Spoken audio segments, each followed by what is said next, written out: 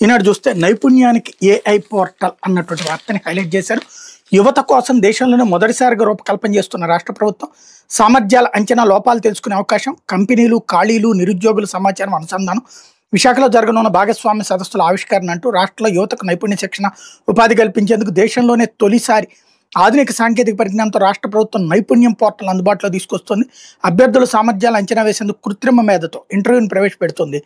Plumber నుంచి BTech సాంకేతిక విద్య వరకు ప్రతి అభ్యర్థి సామర్థ్యాన్ని ఏఐ అంచనా వేస్తుంది. నిరుద్యోగులు తమ అర్హతలతో ఏఐని వినియోగించి రెజ్యూమ్ని సైతం తయారు చేసుకుని దీన్ని తీర్చిదిద్దారు. ఈ నెల 14-15 తేదీల్లో విశాఖలో జరగనున్న భాగస్వామ్య సదస్సులో ఈ పోర్టల్ని ఆవిష్కరించనున్నారు. కేంద్ర రాష్ట్ర ప్రభుత్వాల వద్దనున్న అన్ని రకాల డేటాను ఈ పోర్టల్తో లింక్ చేస్తున్నారు.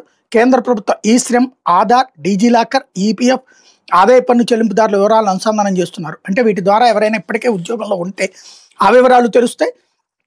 రాష్ట్ర ప్రభుత్వం వద్ద పాఠశాల నుంచి ఉన్నత విద్య వరకు ఉన్న వివిధ విభాగాల డేటాని అనుసంధానిస్తారు. ఆర్థిక శాఖ దగ్గర ఉన్నటువంటి ఉద్యోగుల డేటాను కూడా దీనికి లింక్ చేస్తున్నారు.